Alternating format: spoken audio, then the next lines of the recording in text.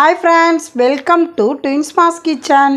இன்றைக்கி ஹோட்டல் சுவையில் சாம்பார் பொடி எப்படி ரெடி பண்ணுறதுன்னு பார்ப்போம். அதுக்கு தேவையான பொருட்கள்: அரை கிலோ அளவு மல்லி வெயிலில் காய வச்சு எடுத்துகிட்டு வந்து வச்சுருக்கேன். சுத்தமான மல்லியாக பார்த்து வாங்கிக்கோங்க. 1/4 கிலோ சம்பா மிளகா, 1/4 கிலோ காஷ்மீரி மிளகா, 1/4 கிலோ குண்டு மிளகா. இந்த மாதிரி புது மிளகாயாக வாங்கிக்கோங்க. காஷ்மீரி மிளகாயும் புது மிளகாயை பார்த்து வாங்கிக்கோங்க. அப்போதே பொடி நல்லா சிகப்பாக நல்லாயிருக்கும். 1 டம்ளர் அளவு உளுந்தம்பருப்பு, இது 200 கிராம். அதே மாதிரி 1 டம்ளர் துவரம்பருப்பு, அதுவும் 200 கிராம்.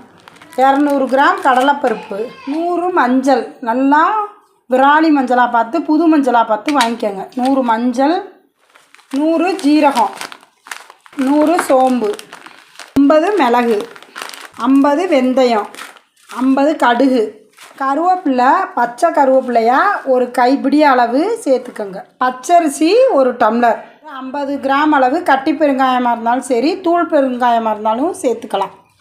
வாங்க எப்படி செய்கிறதுன்னு பார்க்கலாம். மிளகாயை நல்லா வெயிலில் காய வச்சு எடுத்து வச்சுருக்கேன். அதனால் மிளகாயை வறுக்க தேவையில்லை. அகலமான கடாயை எடுத்து அடுப்பில் வச்சுக்குவோம். கடாய் சூடானோன்னே நம்ம காய வச்ச மல்லியை இதில் சேர்த்துக்குவோம். சேர்த்து இதை வறுத்துக்குவோம். கருகாமல் வாசம் வர்ற வரையும் வறுத்துக்கிட்டால் போதும். ரொம்ப வறுக்கணும்னு தேவையில்லை. நம்ம ஏற்கனவே வெயிலில் காய வச்சுருக்கனால ஒரு 10 நிமிஷம் அளவு வறுத்தா போதும். வறுக்கும்போதே நமக்கு நல்ல ஒரு வாசனை கிடைக்கும். இந்த வாசனை வந்தோடனே நம்ம நிப்பாட்டிடலாம் வறுக்கிறத. இப்போ மல்லியை 10 நிமிஷம் அளவு நல்லா வறுத்துட்டோம். நல்லா வாசம் வந்துருச்சு. இந்த அளவில் வறுத்தா போதும். கறியிராமல் வறுத்துக்கணும். இப்போ இதை ஒரு பாத்திரத்தில் கொட்டிக்குவோம்.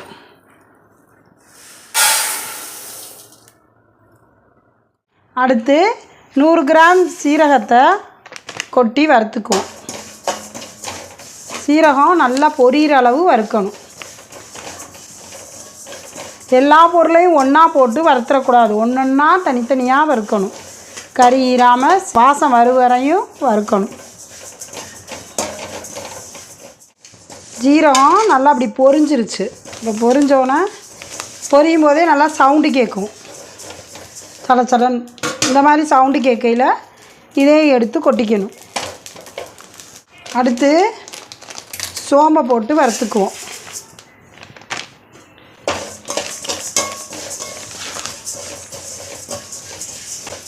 இந்த மாதிரி புது சோம்பா பார்த்து வாங்கிக்கோங்க. இது நல்லா வாசமாக இருக்கும் பொடி.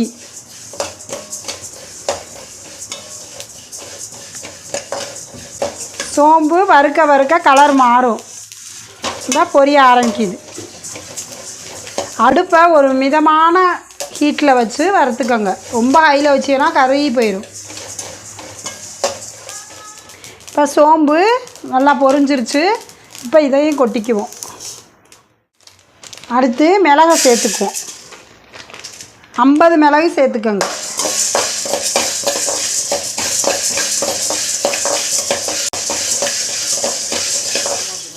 இதை இப்படி ஆற விட்டுக்கோங்க. மிளகு வெடித்தோன்னே எடுத்து கொட்டிக்கணும். மிளகு வெடிக்க ஆரம்பிச்சிருச்சு. இந்த அளவில் வறுத்தா போதும். 50 வெந்தயம், அதையும் லைட்டாக வறுத்துக்குவோம்.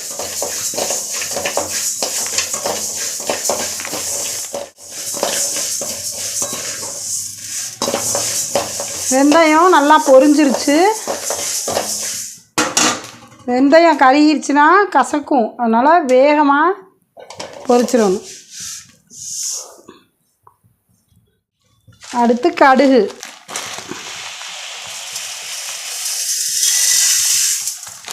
கடுகும் 50 கிராம் அளவு சேர்த்துக்கணும்.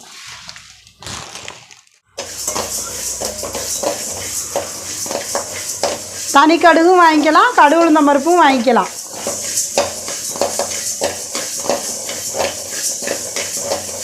கடுகும் நல்லா பொரிஞ்சிருச்சு.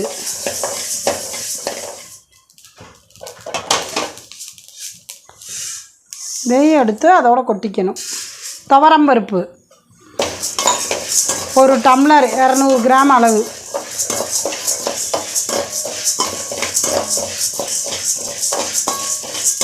இதையும் நல்லா வறுத்துக்கணும், செவக்க வறுத்துக்கணும்.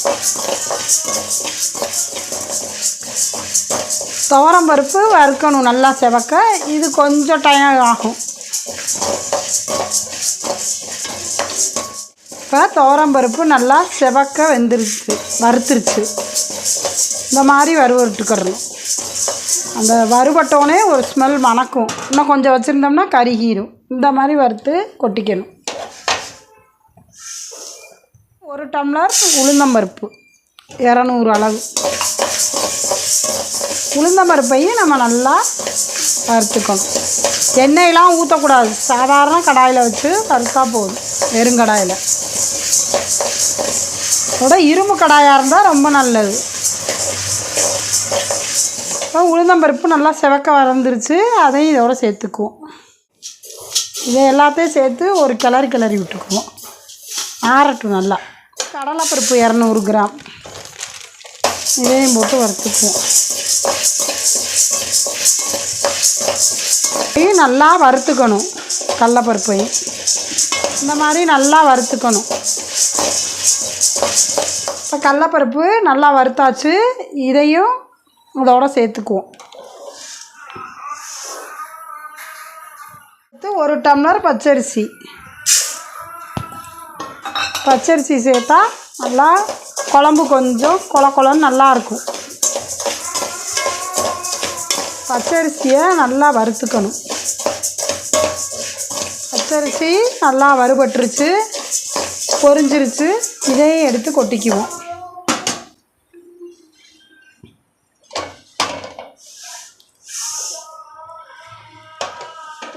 நல்லா பச்சை கருவேப்பிலையாக ஒரு கைப்பிடி அளவு எடுத்து போட்டுக்குவோம்.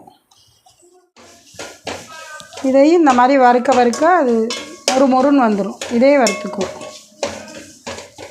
எண்ணெய் இல்லாமல் வறுக்கணும். வறுக்க நல்லா வாசமாக வரும். இந்த மாதிரி பாரம்பரிய முறையில் எல்லாத்தையும் நம்ம வறுத்து சேர்க்கும்போது நல்லா வாசமாகவும் இருக்கும். எவ்வளோ நாளைக்கு வச்சுருந்தாலும் அந்த பொடி கெட்டு போகாது.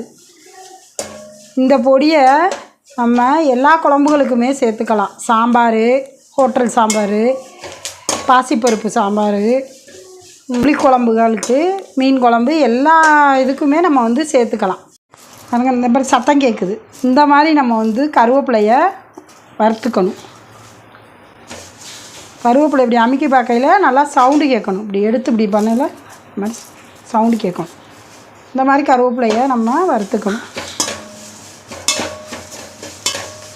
அடுப்பை சிம்மில் வச்சே வருங்க. கருவேப்பிலை வறுக்கையில் ஹையில் வச்சா கருகி ஒரு மாதிரி போயிடும். இப்போ பச்சை மாறாமல் இந்த மாதிரி வறுத்துக்கணும். இப்போ இதையும் இதோட நம்ம சேர்த்துக்குவோம். இப்போ சும்மா கொஞ்சோன்னு உப்பு வறுத்து இதோட நம்ம சேர்த்துக்கணும். ஏன்னா இதை நம்ம ஸ்டோர் பண்ணி வச்சாலும் புழு பூச்சி வராது. அதுக்காண்டி கொஞ்சோன்னு உப்பு, 1 ஸ்பூன் அளவு லேசாக வறுத்து கல் உப்பாக வறுத்துக்கணும். போதும், இந்த அளவு வறுத்தா போதும்.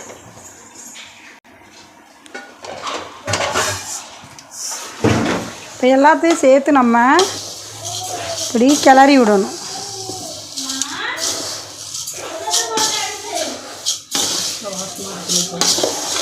மல்லி, ஜீரகம், சோம்பு, வெந்தயம், கடுகு, மிளகு, துவரம்பருப்பு, உளுந்தம்பருப்பு, கடலப்பருப்பு, பச்சரிசி, உப்பு, இவ்வளோ பொருள் சேர்த்துருக்கோம். கருவேப்பிலை, அதோட பெருங்காயம், மஞ்சளையும் இதோட சேர்த்துக்குவோம்.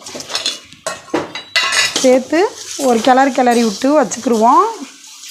இது கொஞ்சம் ஆறணுன்னு, இப்போ சூடாக இருக்குது, இது நல்லா ஆறணுன்னு மிளகாயையும் மல்லியையும் ஒன்றா கலந்து நம்ம மிஷினில் கொடுத்து, ரைஸ் மில்லில் கொடுத்து அரைச்சிட்டு வருவோம். அரைச்ச பின்னாடி உங்கள்கிட்ட நான் காமிக்கிறேன். வறுத்த பொருட்கள், வறுத்த மல்லி ஜாமாங்க, அதோட மிளகா எல்லாத்தையும் ஒன்றா மிக்ஸ் பண்ணி மிஷினில் கொடுத்து அரைச்சிட்டு வந்துடுவோம். இதோட பெருங்காய பவுடரும் சேர்த்துருக்கேன். அரைச்சிட்டு பார்ப்போம் எப்படி இருக்குன்னு. ரைஸ் மில்லில் கொடுத்து அரைச்சிட்டு வந்துட்டோம். அரைச்சிட்டு வந்த பொடி நல்லா நைஸாக அரைச்சிட்டு வந்துட்டோம். இந்த மாதிரி பட்டு போல் அரைச்சாச்சு. இந்த மாதிரி நீங்களே அரைச்சிக்கோங்க. வாசம் கம்மன்னு இருக்குது.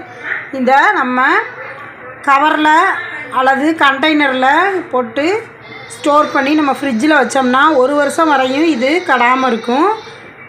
அவ்வளோ வாசமாக இருக்குது. இதை வந்து நம்ம மீன் குழம்பு, புளிக்குழம்பு, சாம்பார், டிஃபன் சாம்பார் எல்லாத்துக்குமே நம்ம வந்து யூஸ் பண்ணிக்கலாம். அவ்வளோ வாசமாக நல்லாயிருக்கும். இந்த மாதிரி இதை நம்ம சாம்பாருக்கு 1 ஸ்பூன் அளவு, இப்போ 100 கிராம் பருப்புனா இந்த அளவில் போட்டால் போதும். அவ்வளோ டேஸ்ட்டாக நல்லாயிருக்கும் சாம்பார்.